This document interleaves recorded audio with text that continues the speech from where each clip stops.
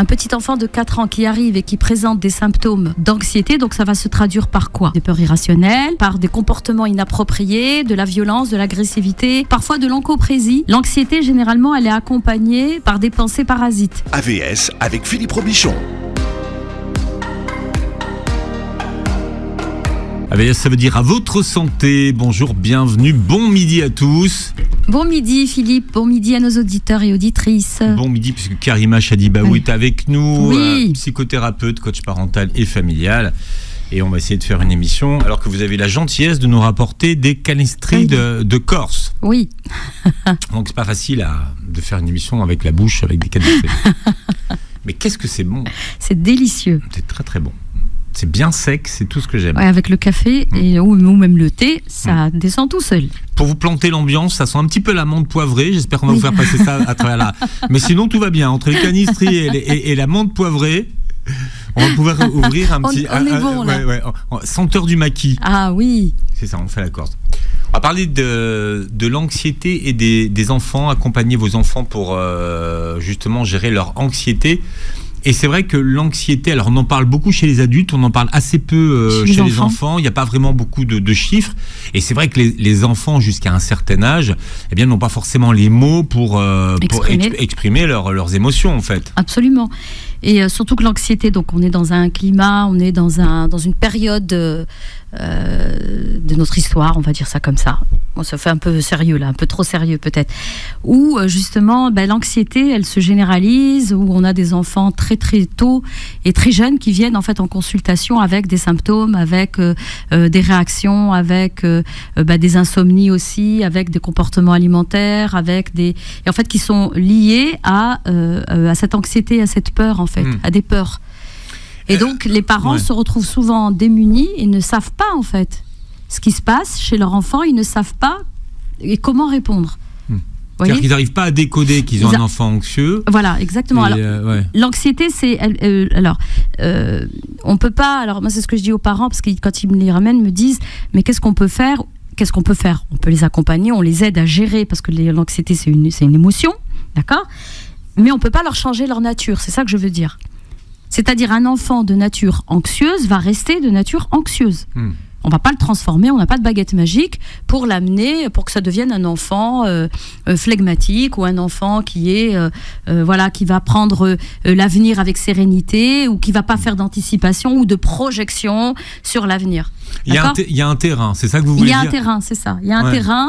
Alors généralement, il y a aussi les parents qui peuvent l'être. Donc c'est pour ça que je parlais tout à l'heure, je disais qu'au niveau de la société, on est vraiment dans un climat qui est anxiogène. N'oubliez pas, on est sorti, même si, je veux dire, il n'y a plus de risque par rapport au Covid, la crise sanitaire, on a encore quand même, là, en tout cas moi c'est ce que je vois, c'est ce que je constate sur le terrain, c'est qu'on a beaucoup d'enfants, beaucoup d'adultes, beaucoup d'adolescents qui vivent en fait on n'a pas encore régulé, on n'a pas encore évacué cet épisode.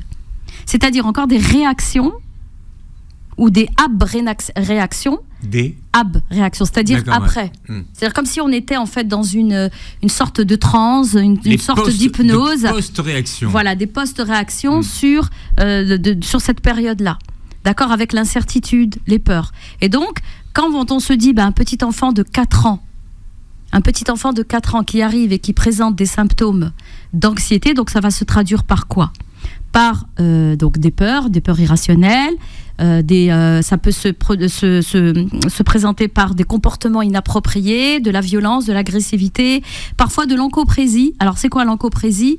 L'oncoprésie, c'est les enfants en fait, les petits, généralement c'est beaucoup les garçons qui sont atteints de ça, et c'est en fait les garçons qui n'arrivent pas, en fait, qui retiennent leur selle et qui vont en fait faire caca, je vais le dire comme ça, dans leur culotte. D'accord ? Et qui vont pas en fait oser aller, ils vont retenir, et à un moment donné les sphincters ne vont pas, il va y avoir comme une espèce de relâchement, et où il va se retrouver le petit enfant à faire dans sa culotte. Oui, vous n'avez jamais entendu parler de... Si, voilà. C'est un trouble effectivement qui est assez connu, mais je ne savais pas que ça pouvait être lié à l'anxiété. Et ça peut être bien, absolument, à l'anxiété. Alors ça peut être lié à l'anxiété, donc les peurs, et ça peut être lié aussi à la colère. au sentiment de colère qui n'a pas été évacué et qui est toujours là. Et donc, en fait, et c'est lié à la maman généralement. Je ne veux pas faire ma psychanalyste, mais généralement, c'est lié à la maman.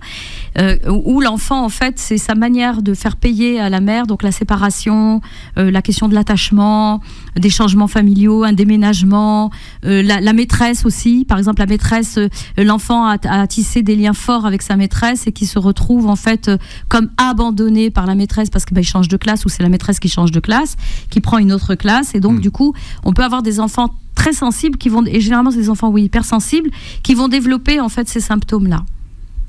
Alors on peut parfois confondre l'anxiété avec de l'hyperactivité, parce que justement un enfant anxieux aura du mal à se contrôler. Oui. Vous parliez justement de comportements inappropriés ou d'excitation, d'espèces d'excitation, et tout de suite on va penser qu'il a un trouble de l'attention, un TDA, et alors que c'est simplement de l'anxiété. C'est sa manière en fait de reprendre du contrôle et de gérer en fait ce qu'il traverse, les émotions qu'il traverse. L'anxiété généralement elle est accompagnée par des pensées parasites. Elle est accompagnée par des pensées, des programmations, on les appelle aussi comme ça, qui vont en fait, c'est comme une espèce de fuite en avant, où l'enfant va s'imaginer, va créer des scénarios, des histoires improbables, et en fait il va y croire à ces histoires. Et du coup, comme le cerveau ne fait pas la distinction entre la réalité et l'imaginaire, donc automatiquement l'enfant va se voir dans cette histoire. Par exemple, un enfant... Enfin, l'enfant sait que c'est pas vrai, que c'est des films. Non, pas forcément. Non. Même les adultes, Philippe. Une personne, par exemple, anxieuse, hyper anxieuse, elle croit aux scénarios, aux histoires qu'elle se raconte.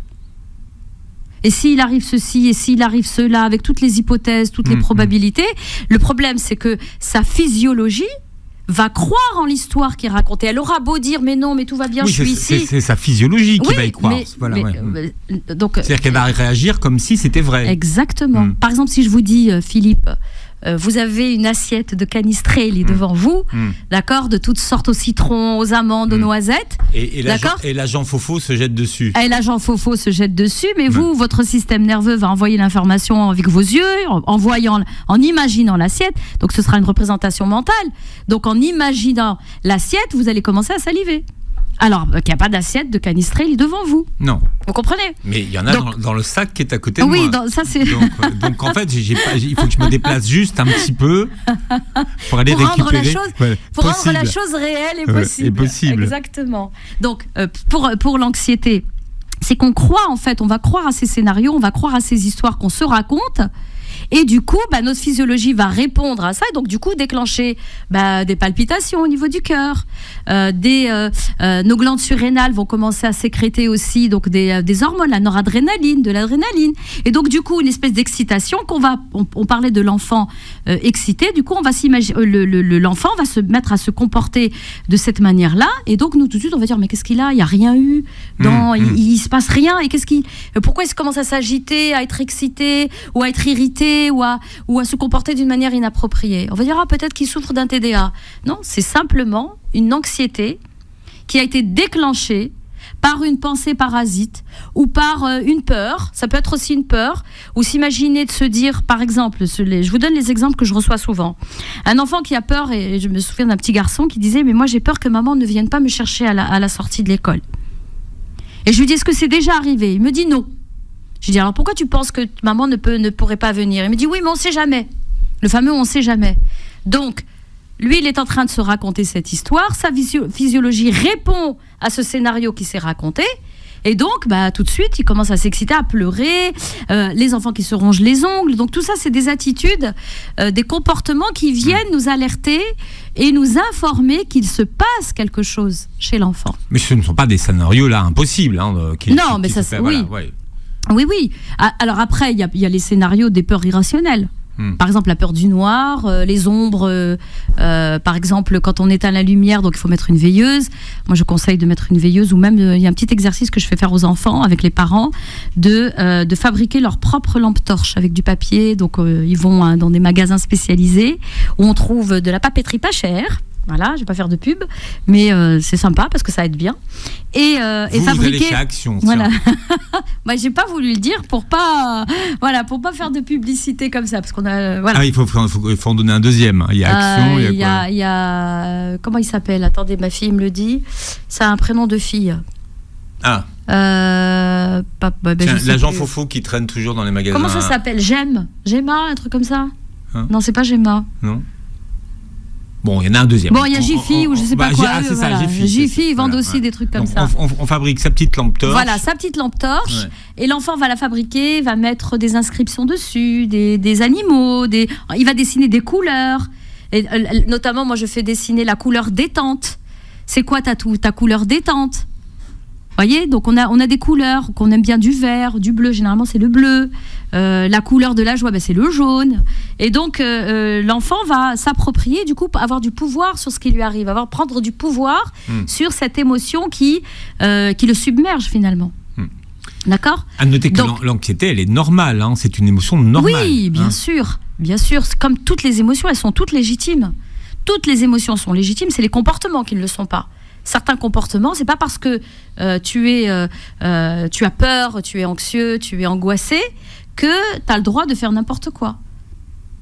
D'accord ? Tu as le droit de frapper les gens, tu as le droit de... Non, l'émotion, elle est légitime, le ressenti, il est légitime, et on va apprendre à le gérer, on va apprendre à le réguler, on va apprendre à le canaliser, à ouvrir une voie pour l'accompagner, mais tu n'as pas le droit de faire n'importe quoi. Ça, c'est important, ça, vraiment, il faut le dire aux enfants. Et le problème, c'est, sous couvert que dans certaines familles, par exemple, on n'a pas le droit d'exprimer telle ou telle émotion. Par exemple, de la colère, par exemple. On a souvent des problématiques avec ça, où des gens disent je ne sais pas me mettre en colère, ou je ne suis jamais en colère. Parce que ce n'était pas une émotion qui était autorisée quand ils étaient enfants, par exemple. Ou la tristesse, dans certaines familles, c'est la tristesse. D'accord ? Ah qu'est-ce que tu as ? Pourquoi tu es triste ? Non, allez, souris, la vie est belle, allez, souris à la vie. Et donc, ça va être des sourires de tristesse. C'est mal vu de se mettre en colère, c'est ce qu'on appelle les émotions raquettes. Pourquoi une grande dame, d'ailleurs, qui parle... J'aime beaucoup cette dame, elle s'appelle Catherine Emlé-Périssol, et qui a écrit un livre qui s'appelle... alors, je ne me rappelle plus du titre, c'est quelque chose avec le crocodile. Elle parle du crocodile, et en fait, elle parle aussi des émotions raquettes. Raquettes dans le sens raqueter. C'est-à-dire qu'une émotion vient en cacher une autre. D'accord ? Et donc, comme je n'ai pas le droit d'exprimer ma peur, donc du coup, je vais la cacher, je vais la camoufler par une autre émotion qui, elle, est légitime et autorisée. Voilà, et comment accompagner vos enfants à gérer leur anxiété ? On en parle avec Karima Chadibaou. On disait tout à l'heure que l'anxiété, c'est une émotion, on va dire, naturelle. Naturelle et légitime. Mais c'est une émotion de réaction aussi. Hein. Oui, c'est exactement une émotion de réaction par rapport à une situation qui peut être perçue comme menaçante et stressante. Donc c'est plutôt sain. D'accord ? Ce qui pose problème, c'est quand elle est maintenue. Vous savez, la durée de vie, les neuroscientifiques nous disent que la durée de vie d'une émotion, c'est autour des 2 minutes et quelques. Eh oui, c'est comme, en fait, là, je vais faire la courbe, ce qu'on appelle la courbe de Gols. Voilà, il y a un déclencheur. En thérapie brève, on travaille de cette manière-là, et en thérapie comportementale. Donc, qu'est-ce qui a déclenché ? Il y a un pic, elle va monter, et puis ensuite, elle va redescendre, cette émotion. D'accord ? Donc, qu'est-ce qui s'est passé pour la déclencher ? Qu'est-ce qu'il a ? Donc, c'est donc une réaction physiologique, d'accord ? Pour nous dire qu'on est menacé, qu'il se passe quelque chose. Et ensuite, on ne reste pas dans cette émotion. Le problème, c'est quoi ? C'est qu'on maintient cette émotion, le niveau de cette émotion, il peut être fort. L'intensité, en fait, on va la maintenir avec quoi ? Avec des pensées. Les pensées récurrentes, les pensées qui reviennent. On l'a dit tout à l'heure en début d'émission, c'est cette espèce de programmation de peut-être, et s'il y avait eu ceci, et peut-être que si c'était cela, et peut-être que. D'accord ? Donc, on va court-circuiter ces pensées. Et donc, c'est pour ça, alors moi, quand je travaille avec les enfants, je les fais travailler sur le trouillomètre. Le trouillomètre, c'est quoi ? C'est comme un thermomètre, d'accord ? Alors, on va chez Action. Non. On va chercher on fabrique un trouillomètre. Oui, vous savez, maintenant, c'est tellement efficace. Moi, je trouve que c'est des méthodes canadiennes. Moi, j'aime beaucoup les Canadiens. Peut-être qu'un jour, après la Corse, je partirai au Canada, m'exiler là-bas, je sais pas. Mais en tout cas, même par rapport au harcèlement, par rapport à la violence, dans les violences conjugales, ils fabriquent en fait des échelles d'évaluation pour voir où est-ce qu'on est. Donc, c'est quelque chose de visuel et de pouvoir en fait matérialiser ce qui se passe dans la tête. D'accord ? Ou même, moi je fais aussi ça avec les enfants, je crée ce qu'on appelle une psychogéographie. C'est quoi une psychogéographie ? C'est-à-dire ce que tu as dans la tête, tu l'externalises, tu le sors et tu le poses par terre devant toi. D'accord ? Et souvent, les enfants, quand ils sont anxieux, ils me mettent, alors je les fais choisir Je leur fais choisir, du papier, par exemple. Et ça, c'est un exercice que je propose aux parents très souvent. Donc, du papier gris, généralement pour la peur, gris ou noir. Hein, ça dépend si c'est triste ou la peur. Et l'anxiété. Donc, l'anxiété, c'est une émotion qui est dérivée de la peur. Et où est-ce que tu veux aller ? C'est-à-dire que ce n'est pas une fatalité de rester enfermé dans l'anxiété. Ce n'est pas parce que tu as un tempérament anxieux que ça veut dire que tu es condamné à rester dans les peurs, dans les angoisses, dans la gorge serrée, dans les palpitations, dans le ventre qui tourne, qui va dans tous les sens. C'est pas parce que je prends ma source, mon tempérament prend sa source dans cette émotion que ça veut dire que je suis condamné. Non, je peux canaliser, je peux accompagner, je peux gérer ces émotions-là. Donc, je matérialise ces couleurs, ces émotions avec du papier et je demande à l'enfant de se poser sur ce papier. Quand je dis se poser, c'est-à-dire quand il est debout, donc il pose ses deux pieds. Je lui dis qu'est-ce que tu ressens ? Et là, on fait une description de tout ce qui se passe dans le corps. Comment tu te sens ? Pourquoi ? Parce que l'enfant, ça va aider l'enfant à découvrir ce qui se passe en lui. Pourquoi ? Pour que le parent puisse l'accompagner. Et que l'enfant ensuite devienne autonome et sache gérer lui-même ses émotions. Donc ensuite, qu'est-ce qui se passe aujourd'hui ? Qu'est-ce que tu veux et de quoi as-tu besoin ? C'est les 3 questions que je pose. Qu'est-ce qui se passe aujourd'hui ? Qu'est-ce que tu veux à la place et de quoi as-tu besoin ? Donc, du coup, parfois, très souvent, moi, c'est ce que je dis, je passe par le corps, donc la physiologie, et je dis, ok, donc ce que tu veux, tu as peur, donc montre-moi la position, la posture de la peur. Donc généralement c'est replié, recroquevillé. Et je lui dis tu veux quoi ? Il me dit je vais être comme un soleil. Ok, montre-moi comment est le soleil. Et qu'est-ce qui se passe ? Essaye d'être quand tu es comme le soleil, donc les bras ouverts, la tête vers le haut, les yeux surtout aussi vers le haut. Eh bien, essaye d'avoir peur quand tu es comme ça. Et il me dit j'arrive pas. Je lui dis non, tu respectes pas la consigne. Je te demande d'avoir peur. Je te demande d'avoir peur. Il me dit, mais j'arrive pas. Donc, du coup, il éclate de rire, il rigole. Je dis, tu vois, tu as su gérer ton émotion simplement en ouvrant les bras et en levant les yeux vers le ciel. Parce que si tu restes recroquevillé sur toi et le regard vers le bas, tu intensifies cette émotion d'anxiété, de peur. Donc ça, c'est avec les enfants. Avec les adultes, c'est un peu plus complexe que ça parce qu'il y a à l'intérieur des pensées parasites. Bien. Donc il va falloir neutraliser avant ça la pensée parasite. Mais quelle différence vous faites, par exemple, parce que vous avez commencé à en parler tout à l'heure, entre l'angoisse et l'anxiété ? Alors, l'anxiété, on a dit que c'était une émotion, d'accord ? Et c'est une réponse émotionnelle. C'est une réponse par rapport à une situation. À quelque chose qui se passe. Exactement. L'angoisse, non. Même si en psycho, nous, on mélange un peu les deux. On parle d'anxiété, d'angoisse. C'est interchangeable, en fait. D'accord ?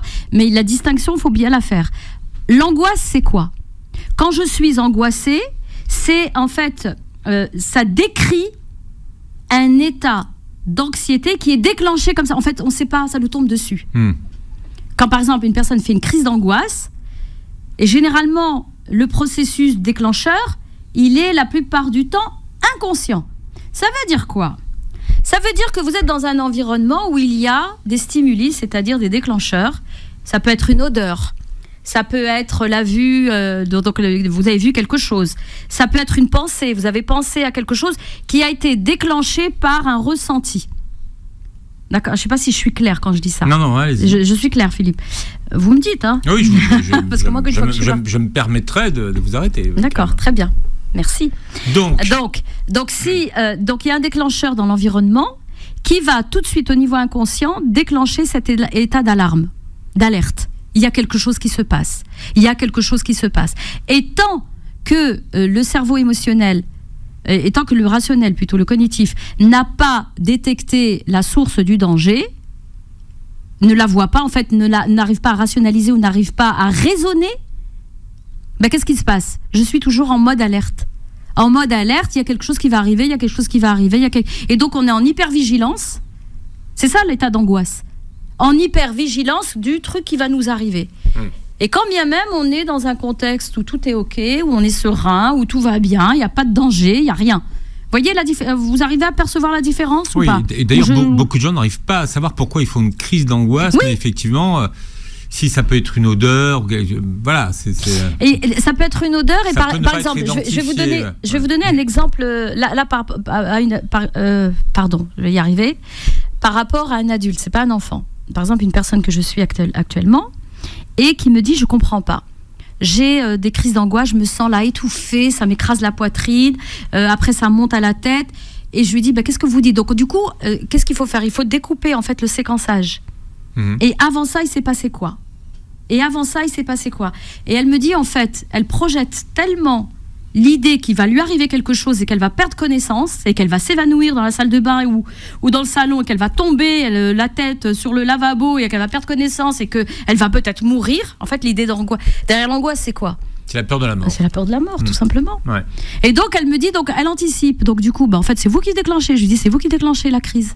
Elle me dit, comment ça? Je dis, oui. Donc, la bonne nouvelle, c'est comme vous l'avez déclenché, vous pouvez l'arrêter. Ça veut dire quoi? Que vous avez du contrôle. Parce que la plupart du temps, la crise d'angoisse, on se dit, je vais perdre le contrôle, je vais plus maîtriser mon corps, il va partir tout seul. La dame, vous savez ce qu'elle fait? Dès qu'elle elle commence à sentir les palpitations, la bouffée de chaleur qui arrive par le bas, elle me raconte, elle va dans sa chambre et elle se met sur son lit, elle dit, ça y est, là, au moins, je suis en sécurité ici, je peux m'évanouir. Et elle s'évanouit pas. Mais non, puisqu'elle est en sécurité. Exactement, voilà. Exactement. Donc ça veut dire qu'on a le pouvoir de justement d'arrêter les crises d'angoisse. Mais oui. De reprendre le contrôle. De reprendre le contrôle et en fait, ça présuppose, Philippe, derrière une connaissance de soi, une connaissance de ses fonctionnements. Et c'est pour ça que je parlais tout à l'heure d'autonomie, d'aider les enfants, les accompagner dans ce sens-là, à se connaître eux-mêmes, leurs réactions, leurs pensées, leur comportement. Ce comportement est égal à ça. Quand je fais telle ou telle chose, je me rends compte, c'est le sens du pourquoi, en 2 mots. Je fais telle ou telle chose. Généralement, c'est pour apporter de la sécurité, apporter aussi de la sérénité. Donc ensuite, il y a plein d'exercices, et puis le net, il y en a à foison, des exercices de relaxation, de visualisation positive et créative, et créatrice aussi, pour les enfants, et qui vont les aider. Et il y a la respiration aussi. La respiration, c'est un exercice qui aide et qui est très, très puissant. Donc, c'est la respiration cohérence cardiaque, notamment. Donc, qui va aider. Donc, il y a un site que j'aime beaucoup qui s'appelle Apprendre à apprendre. Vous pouvez le trouver. Donc, vous tapez Apprendre à apprendre, je crois, c'est .fr ou .com, je ne sais plus. Et j'ai trouvé chez eux, ils ont donné en fait un outil et des ressources extraordinaires pour les enfants et pour les parents. Et c'est le carnet, ça s'appelle mon carnet anti-anxiété. J'ai trouvé ça génial parce qu'il y a plein d'exercices, donc très variés. Ça dépend aussi des profils des enfants. Et donc les parents peuvent télécharger et même l'imprimer et donner à l'enfant. Et c'est gratuit, Et c'est gratuit, vraiment. Et je les remercie. Vraiment, c'est très aidant pour nous. Bien. Donc, alors, on peut respirer, on peut faire... On peut respirer, la visualisation. Alors, attendez, je regarde ce que j'ai noté. En parlant de visualisation, mettez vos lunettes, oui, Karima, parce que c'est mieux pour voir. Alors, oui. Vous vous moquez de moi, attendez, c'est votre âge. Enfin, après, moi, ça y est, ça commence. J'accepte votre différence, Karima. Donc, voilà. Et je vous aime bien comme vous êtes. Vous bonifiez avec le temps. Je sais. On revient. Vous savez quoi? L'autre jour, j'étais avec une de mes patientes qui est orthoptiste. Orthoptiste, donc, c'est qui a fait de la rééducation des yeux. Exactement. Bon. Et elle me voit, j'avais pas mes lunettes avec moi, parce que j'ai perdu encore... vous savez, j'ai 10 000 paires de lunettes, parce que je suis une tête en l'air un petit peu, comme tous les neuroatypiques, on va dire ça comme ça. Et je mets une chaîne. Pour quelqu'un, donc j'ai découvert que j'ai développé de l'anxiété par rapport à mes lunettes, vous voyez?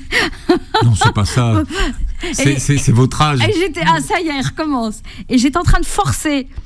J'étais en train de chercher un document à lui transmettre. Et je forçais sur mes yeux, je plissais. Puis elle me regarde, elle me dit, mais Karima, tu portes des lunettes? Je lui dis oui. Elle me dit, mais mets tes lunettes. Je lui dis, comment tu l'as vu? Elle me dit, tu plisses des yeux. Mais oui, les gens se rendent pas compte. Les gens qui portent des lunettes ne se rendent pas compte que quand ils ne les ont pas, ils font des grimaces, il y a plein de comportements. C'est ça. Bon, il s'agit plus de moi là. Allez, on arrête. Bon, donc, en tout cas, c'était quoi la question? C'était quoi déjà? Ce site est bien. Donc voilà, donc vous pouvez récupérer des outils gratuitement pour justement gérer l'anxiété de vos enfants. Exactement. Et pourquoi je dis gratuitement? Parce que c'est tellement rare. Alors, je me méfie toujours un petit peu parce que derrière il y a un programme qui peut être vendu. Non, il n'y a pas du tout. Ça s'appelle apprendre-à-apprendre.fr. Et vraiment, hein, que ce soit pour les professionnels, pour les professeurs, les enseignants, les éducateurs, les parents, donc ils mettent à disposition des outils et de belles infographies. Hein. Vraiment, c'est super bien fait. Hein. Vive la métacognition. Exactement. Alors justement, Karima, comment aider son enfant à gérer son anxiété sans le surprotéger? Les parents ont toujours tendance à vouloir justement, pour le rassurer, le surprotéger. Exactement. Alors déjà, comme on l'a dit tout à l'heure, trouver déjà les sources d'anxiété. Donc dans l'environnement, est-ce qu'il y a des choses qui ne le rassurent pas et qui ne l'aident pas? Tout ça pourquoi? Pour l'encourager en fait à l'indépendance et à l'autonomie. Donc il faut faire ça d'une manière progressive et pas d'une manière thérapie d'impact. Hein. Par exemple, moi j'ai des parents qui ont, alors ça là je vais la raconter parce qu'elle est juste extraordinaire. C'est une famille que je suis, donc il y a quelques années en arrière que je suivais. Donc une famille avec 3 enfants, papa, maman et 3 enfants. Les enfants, donc on fait le point avant de partir en vacances et on se dit on va se retrouver au mois de septembre, d'accord, pour la rentrée, préparer la rentrée. Donc avec des enfants, un enfant anxieux, un enfant un peu agressif, mais voilà, ça allait. Et la tranche d'âge, c'est 6 ans jusqu'à l'âge de 11 ans, d'accord. Donc ils partent au bled, en vacances, au Maroc. Et le papa, donc à un moment donné, les enfants étaient un peu trop excités et tout ça. Qu'est-ce qu'il fait? Le papa les emmène voir donc dans les bidonvilles, dans les endroits très précaires où des enfants qui sont un peu livrés à eux-mêmes ou sont dans un état, on va dire, je sais pas comment je peux dire ça, Philippe. C'était presque, les enfants pensaient que c'était la guerre en fait. Après avoir débriefé avec eux, les enfants donc reviennent, donc ils passent un été horrible. Donc je les reçois au cabinet. Et la maman me dit, c'est la catastrophe, les enfants ne dorment plus. Un des garçons refait pipi au lit, donc le plus grand, refait pipi au lit. Un autre, c'est les cauchemars, les formes. Et l'autre qui s'accroche à elle. Et je lui dis, mais qu'est-ce qui s'est passé? Je vous ai laissé au mois de juillet, tout allait bien. Il y a eu un événement. Donc le papa dit, non, tout va bien. Et elle lui dit, dis-lui ce que tu as fait. Dis-lui ce que tu... En fait, le papa a emmené les enfants voir les conditions de vie d'enfants des rues, voilà, tout simplement. Je veux dire, je prends des précautions. Hein. Donc d'enfants des rues et qui n'ont pas en fait la chance, comme il dit, de vivre et d'avoir ce qu'ils veulent, d'avoir ce que ont ces enfants, les jeux, la nourriture, manger comme ils veulent, s'habiller comme ils veulent, avoir des activités sportives. Et il me dit, je voulais faire un petit électrochoc. Je dis, mais monsieur, là, c'est pas un électrochoc, là. Là, vous les avez traumatisés. Et il me dit non mais comme ça ils se rendent compte. Je dis mais c'est pas de cette manière-là. Donc quand on parle d'autonomie, qu'on parle d'encourager nos enfants, on le fait d'une manière progressive, en respectant leur psychologie, en respectant leur tempérament aussi. D'accord ? On ne vient pas rajouter de la peur, de l'angoisse à l'anxiété. Surtout pas. Donc encourager d'une manière progressive et on va enseigner aux enfants des techniques en fait de gestion émotionnelle. D'accord ? Par exemple, il y a une technique que j'aime bien, que j'utilise, qui s'appelle... Alors, le nom scientifique, c'est la stimulation bilatérale alternée. Alors, nous, on appelle ça le tapping. Et en fait, c'est... Donc, le cerveau droit s'occupe de tout le côté gauche, le cerveau gauche s'occupe de tout le côté droit.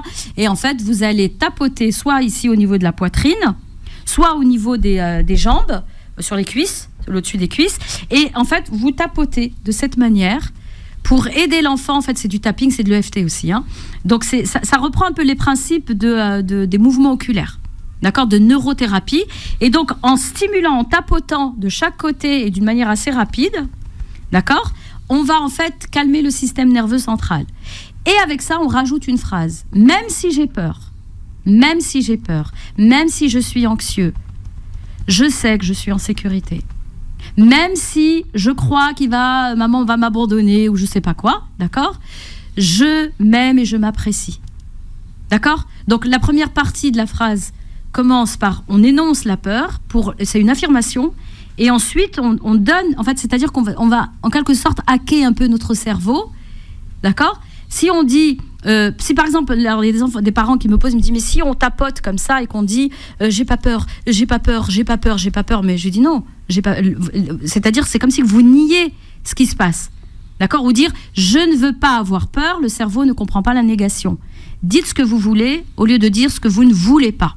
D'accord ? Donc ça, c'est des techniques qui peuvent aider, c'est tout simple. Le tapping, et il y a un autre point qu'on appelle le point karaté ici, c'est tapoter ici. Donc il faut tapoter au moins une 15aine de fois. Alors c'est sur votre main. Pardon, oui, c'est vrai qu'on on est à la radio. On tapote sur la main, sur le flanc. Sur la tranche. Sur la tranche, donc la main droite ou la main gauche, peu importe. Et vous tapotez en répétant aussi une phrase. D'accord ? Ici, c'est un peu le point de la confiance, c'est de l'EFT. Hein. Et donc en tapotant comme ça, du coup, moi je l'utilise même pour moi quand des fois je me sens en énergie basse pour remonter en énergie, donc je tapote. Et donc on va tous tapoter. Un coup de menthe poivrée de tapotage. Voilà, Philippe, vous donnez mes petits secrets là. Non, dans le tapotage, je l'ai partagé. Bon, la menthe poivrée, c'est parce que j'ai un peu mal à la tête un peu aujourd'hui. Voilà. C'est pour ça qu'on sent le maquis aujourd'hui. Voilà. Mais du coup, on n'a plus mal à la tête. Et du coup, on n'a plus mal à la tête. C'est ça qui est bien. D'accord. Donc, et puis en plus, ça va renforcer aussi la confiance en soi. D'accord ? Parce qu'un enfant anxieux, un enfant qui a peur, il perd confiance. D'accord ? Donc l'aider et lui dire, c'est normal, parce que de toute façon, les émotions, c'est fluctuant, ça monte et ça descend. D'accord ? Alors, il y a ce qu'on appelle l'anxiété scolaire à l'école. Oui, alors celle-là aussi. Oui. Comment est-ce qu'on peut soutenir son enfant face à cette anxiété scolaire ? Alors, dans l'anxiété scolaire, il y a la pression qui est mise sur les résultats scolaires, donc la performance scolaire, et ça, beaucoup de parents le font par rapport donc, aux évaluations, par rapport à l'avenir, en fait. Et du coup, on vient rajouter encore une fois ici aussi de l'anxiété, de l'angoisse sur quelque chose qui est déjà incertain. D'accord ? Donc, c'est pour ça que maintenant, on va plus tabler sur le bien-être psycho-émotionnel de l'enfant plutôt que sur les résultats. Parce qu'un enfant qui se sent bien, c'est un enfant qui se comporte bien. Un enfant qui se sent bien, c'est aussi un enfant, et qui se connaît aussi, qui va probablement avoir des résultats aussi, de bons résultats. D'accord ? Donc, on va l'accompagner d'une manière bien sûr positive, donc par rapport aux performances. D'accord, aux performances scolaires, voir de toute façon l'enfant le dira, et vous le verrez vous-même, vous en tant que parent, quand vous en demandez trop à l'enfant, d'accord ? Donc on le stimule, oui, mais pas plus que nécessaire, et surtout l'objectif c'est pas de le mettre en échec. Donc on reste sur quelque chose de positif. La deuxième chose, c'est ce qui crée aussi de l'anxiété sociale et à l'école, c'est les camarades, c'est les copains, que ce soit au collège ou à l'élémentaire. C'est est-ce qu'il arrive à avoir des amis, est-ce qu'il se retrouve, donc des copains ou des camarades de classe, quelle est sa place, quelle est sa posture, est-ce qu'il arrive à être lui-même quand il est avec ses camarades, et ça peut créer aussi de l'anxiété de se dire, tiens, mais surtout au début d'année aussi, quand ils arrivent dans une nouvelle classe, et maintenant on a de plus en plus d'enfants, moi j'en reçois beaucoup Philippe, d'enfants avec maintenant qui développent des phobies scolaires. On a déjà fait plusieurs émissions là-dessus, mais voilà, avec pourquoi et donc il y a la performance scolaire, les résultats et les copains, le tissu social, ses compétences psychosociales, comment je suis avec les autres et comment j'arrive à me faire des copains. Et ça, c'est une source d'anxiété très très forte. Parce qu'il n'arrive pas soit à se faire des copains, soit il ne s'identifie pas, il se trouve peut-être trop décalé, ou qu'il n'a pas les codes, ou que ce qu'on lui propose, surtout s'il n'a pas une bonne confiance en lui, les modèles en fait qui sont proposés entre guillemets ne lui correspondent pas ou ne l'appellent pas, il se sent pas attiré. Et donc il va se dire de toute façon moi je suis différent, ou alors vraiment se sentir différent. Et du coup l'isolement. Les enfants timides ont du mal à exprimer leur anxiété d'ailleurs. Oui, exactement. Parce que eux, ils vont pas faire de crise, ils vont pas sauter partout. Non, ils vont plutôt, ou même les enfants introvertis, ils vont plutôt le repli sur soi, et soit il faut pas qu'on me voie et je dois pas prendre trop de place. Et donc l'enfant va, ça peut être il faut vraiment dire aux parents faire attention à ça, parce que ensuite avec l'isolement, plus l'enfant va se sentir décalé ou ne pas avoir le droit, ne pas s'autoriser, ne pas se permettre d'exprimer le fait qu'il soit pas bien ou qu'il soit anxieux ou qu'il ait peur. Pourquoi ? Parce qu'il a peur des moqueries, il a peur des humiliations, des vexations. Et donc, il va garder ça pour lui. Et le problème, c'est qu'il va être, lui, dévasté. Et cette anxiété va prendre beaucoup d'ampleur. Et elle aura des conséquences. L'isolement, par exemple, comme on l'a dit. Voyez, ou des comportements après inappropriés ou compensatoires pour pallier à cette souffrance et à cette douleur. La scarification, par exemple. Oui. Alors, ce qui peut peut-être aider les parents et les mettre sur la piste, ce sont les problèmes de sommeil chez l'enfant. Oui, ça met aussi exactement le fait donc de sommeil, l'endormissement. Vous savez, bon, déjà, ils le font naturellement, et l'anxiété aussi. Donc, il y a déjà à l'âge de 8 mois, il y a cette angoisse qu'on appelle l'angoisse de séparation. L'enfant a peur d'être abandonné. Donc, ça fait partie des stades du développement. Donc, vraiment, lire là-dessus, avoir une littérature et s'informer de différents stades du développement de l'enfant pour apporter la réponse appropriée, la réponse adaptée. Et pas dire non mais c'est rien, t'es un garçon, tu dois pas pleurer, t'es une fille, arrête, mais il faut que tu deviennes responsable. Non, l'enfant, on doit créer un espace où il peut exprimer ses émotions et qu'il a le droit en fait. Voyez ? Donc si nous en tant que parents on n'autorise pas cette anxiété de dire par exemple avant de passer un examen, avant de par exemple la rentrée des classes, le changement de classe, avoir des copains, pas avoir des copains, il y a plein de situations aujourd'hui qui sont anxiogènes par nature. Et donc si on n'aide pas l'enfant, il y a des enfants qui vont le faire, qui sont résilients naturellement et qui vont y arriver et qui vont avoir une attitude, une posture et qui y arrivent aisément. D'autres pas. Donc c'est pas parce que il y a une espèce de pas d'injustice, mais ça se décide pas en fait. Comment je gère cette anxiété. Je sais pas si je suis claire dans ce que je dis là, Philippe. Je vois comment vous me regardez. Je crois que c'est pas clair ce que j'ai dit. Je regarde et non, ça. C'est cohérent ou pas ? Oui, c'est cohérent, mais ça ne se décide pas. Donc ça ne se décide pas. C'est une nature en fait. C'est ça que je veux dire. C'est-à-dire on n'est pas tous égaux. Ça veut dire qu'on est de nature anxieuse et il y a des enfants qui sont naturellement plus anxieux que d'autres. C'est ça que je veux dire, exactement. Et notre manière aussi de gérer cette anxiété, voyez, chacun va le gérer à sa manière. Comment on a trouvé des outils, Philippe, en thérapie brève notamment, c'est la modélisation de ce qui fonctionne. Par exemple, un enfant, quand il est en train de bouger ses pieds comme ça, en fait, c'est le tapping qui reproduit. C'est cette manière en fait de réguler son système nerveux et donc il va le faire naturellement.